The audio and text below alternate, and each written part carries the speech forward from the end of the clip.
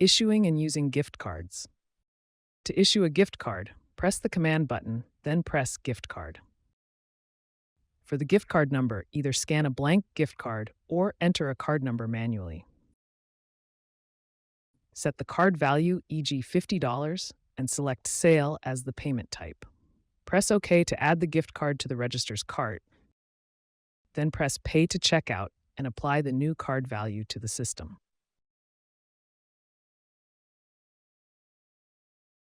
To redeem a gift card, at checkout, press Pay, then choose Gift Card as the payment method. Either scan the gift card or manually enter the card number.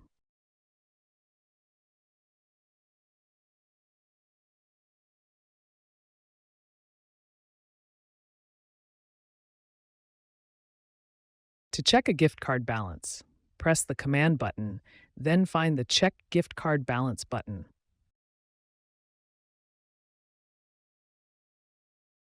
Scan or input the card number and the card balance will display on the screen.